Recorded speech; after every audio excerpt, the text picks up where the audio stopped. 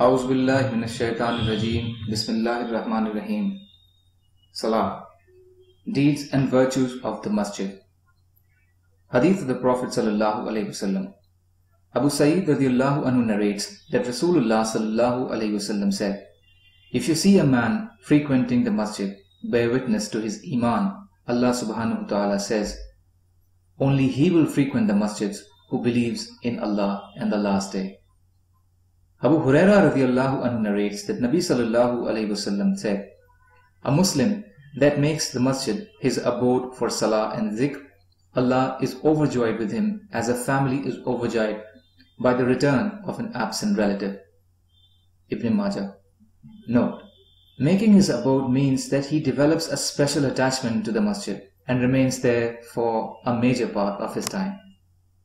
Abu Huraira radiyallahu anhu narrates that Nabi sallallahu alaihi wasallam said, "Whoever has made the masjid his abode and then was preoccupied by some matter or illness and subsequently returned to the masjid as before, Allah is overjoyed with him, just as a family is overjoyed by the return of an absent relative." Ibn Khuzaymah. Abu Huraira radiyallahu anhu narrates that Nabi sallallahu alaihi wasallam said, "The people who frequent the masjids are like their pegs. The angels are their companions. If they are absent, the angels search for them, and if they become sick, the angels visit them, and if they are in need, the angels help them." He also said, "The one who sits in the masjid derives at least one benefit from these three. Either he meets a Muslim brother from whom he may benefit in terms of deen, or he hears a word of wisdom, or receives a mercy from Allah for which every Muslim waits for." Musnad Ahmad. Aisha radiyallahu anha narrates that Rasulullah sallallahu alaihi wasallam ordered us to build masjids in various localities and to clean and perfume them. Abu Dawud. Anas radiyallahu anhu narrates that there was a woman who used to collect rubbish from the masjid. When she died, Nabi sallallahu alaihi wasallam was not informed of her burial. Rasulullah sallallahu alaihi wasallam said, "If a person from amongst you dies, then inform me." He then offered Salatul Janazah upon her and said, "Verily, I saw her in paradise because she used to remove rubbish from the masjid." Tabrani, Majma'uz Zawaid. Bismillahir Rahmanir Rahim. Ilm and Dhikr, knowledge and remembrance of Allah Ta'ala. Ilm, meaning knowledge. In order to benefit directly from Allah Ta'ala by fulfilling His commandments in the manner prescribed by Rasulullah sallallahu alaihi wasallam, to acquire the knowledge revealed by Allah Ta'ala, that is to precisely ascertain what Allah Ta'ala wants of me in each and every situation. Verses of the Quran. Allah subhanahu wa ta'ala says, "Just as we completed our favor upon you by ascertaining the direction of your qibla, similarly we have sent to you a messenger from amongst you, who recites to you our revelations and purifies you and teaches you the book, Al-Quran, and wisdom, the Prophet's Sunnah, and teaches you beneficial things, that which you did not know." Al-Baqarah, chapter 2, verse 151. Allah subhanahu wa ta'ala said to His Prophet sallallahu alaihi wasallam, "Allah reveals to you the book Al-Quran and the wisdom, and teaches you that which you knew not. The grace of Allah towards you has been infinite." Surah Nisa, chapter 4, verse 113. Allah subhanahu wa ta'ala said to His Prophet sallallahu alaihi wasallam, "And say, my Rabb, enhance my knowledge." Surah Taha, chapter 20, verse 114. Allah subhanahu wa ta'ala says, "And we verily gave knowledge to Dawood and Sulaiman, and upon this they said, Praise be to Allah, who has preferred us above many of His believing slaves." Surah Naml, chapter 27, verse 15. Allah subhanahu wa ta'ala says, "And these examples we put forward for mankind, but none will understand them except those who have knowledge of Allah and His signs." Surah Ankabut, chapter 29, verse 43. Allah subhanahu wa ta'ala says, "Only the ulama, meaning the scholars with knowledge of Allah's greatness amongst His slaves, truly fear Allah." Surah Fatir, chapter 35, verse 28. Allah subhanahu wa ta'ala said to His Prophet sallallahu alaihi wasallam, "Say to them, can those who have knowledge of deen and those who do not have knowledge of deen be equal?" Surah Zumar, chapter 39, verse 9. Allah subhanahu wa ta'ala said, O you who believe, when you are told to make room in the assemblies, spread out and make room. Allah will give you ample room in paradise and His mercy. And when for some reason you are told to get up, then get up. Allah will, because of your accepting this order and other orders, He will exalt in degree those of you who believe and those who have been granted knowledge of Deen. And Allah is well aware of what you do. Surah Mujadila, chapter 58, verse 11. Allah subhanahu wa ta'ala says, and mix not truth with falsehood, nor knowingly conceal the truth, the commandments of Allah. Surah Baqarah, chapter 2, verse 42. Allah subhanahu wa ta'ala says, do you enjoin righteousness upon mankind and you yourself forget to practice it while you are reciters of the book? Will you not then use your reason? Al-Baqarah, chapter 2, verse 44. Allah subhanahu wa ta'ala says, Shu'aib alayhi salam told his people, and just as I practice what I enjoin you to do, I do not want myself to do those things which I forbid you to do. Surah Hud, chapter 11, verse 88.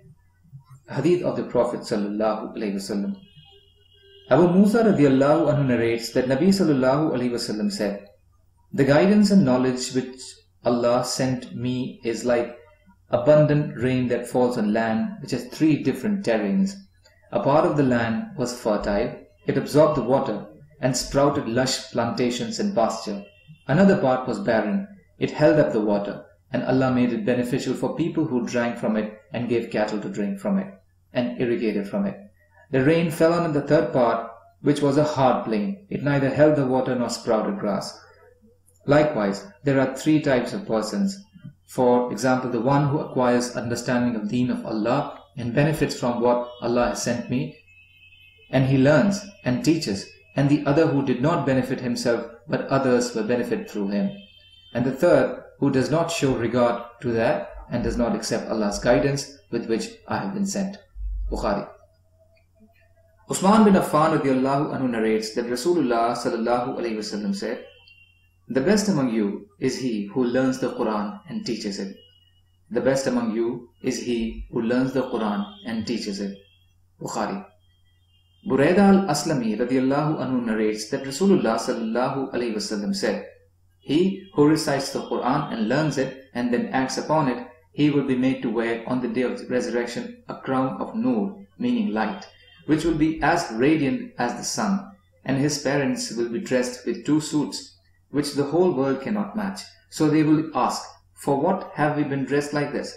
It will be said, this is the reward of your sons acquiring Quran. Mustadrak Hakim. Muaz al-Juhni radiallahu anhu narrates that Rasulullah sallallahu alayhi wasallam said, he who recites the Quran and acts upon it, his parents will be made to wear a crown on the day of resurrection, whose light will be better than the light of the sun. If it rises amongst you in your worldly houses, what do you think about the persons who himself acts upon it? Abu Dawud. Abdullah bin Amr bin As radiallahu ta'ala anhu narrates that Rasulullah sallallahu alayhi wasallam said, he who recites the Quran indeed secures the knowledge of prophethood within his ribs. Though divine knowledge is not sent upon him, it does not befit one endowed with the Quran that he gets annoyed with those who are in anger, nor should we indulge in any act of ignorance with those who are ignorant, while he has the book of Allah inside the heart. Mustadrak Hakim. Targhib. Jabir radiallahu anhu narrates that Rasulullah sallallahu alayhi wasallam said, knowledge is of 2 types. 1, knowledge that penetrates into the heart. This knowledge is beneficial. 2nd, knowledge that is merely on the tongue. That will be Allah's evidence against the son of Adam. Targhib. Note, knowledge on the tongue refers to the knowledge without practice and sincerity. Uqba bin Amir radiallahu anhu narrates that Rasulullah sallallahu alayhi wasallam came out to us when we were in Sufa and asked, who amongst you would like to go out every morning to Budhan or Aqiq, the markets of Medina Munawwara, and bring 2 large hummed she-camels without being guilty of sin or severing the ties of relationship? We replied, O Rasulullah, we would all like that. He said, you are going to the masjid every morning to learn or recite 2 verses of the book of Allah, the Almighty, the Magnificent, is better for you than 2 she-camels. And 3 verses are better than 3 she-camels, and 4 are better than 4 she-camels, and an equal number of camels. Muslim. Note, this hadith explains that the number of verses are better than the collective number of camels. Male and female, for example, a single verse is better than a single male and a female camel. Muawiyah radiyallahu anhu narrates that I heard Rasulullah sallallahu alayhi wasallam saying, the one for whom Allah intends good, He guides him towards the understanding of deen. Indeed, I am only a distributor and Allah is the one who grants. Bukhari. No. The second sentence of the hadith means that Rasulullah sallallahu alayhi wasallam came as a distributor of knowledge and Allah is the bestower of understanding of this knowledge and helps in acting upon it. Mirqat. Abdullah bin Abbas radiyallahu anhuma narrates that Rasulullah sallallahu alayhi wasallam embraced me and supplicated, O Allah, grant him knowledge of the book. Bukhari. Anas radiyallahu anhu narrates that Rasulullah sallallahu alayhi wasallam said, indeed, among the signs of the last hour, the day of resurrection, is that knowledge will be lifted, ignorance of deen will take root, liquor will be drunk, and adultery will prevail. Bukhari. Subhanallahi wa bihamdihi, subhanaka Allahumma wa bihamdika, ashhadu an la ilaha illa anta, astaghfiruka wa atubu ilayk, subhanaka rabbil izzati amma yasifun, wa salamun alal mursaleen, walhamdulillahi rabbil alameen, birahmatika ya arhamar rahimin, la ilaha illallah, Muhammadur Rasulullah.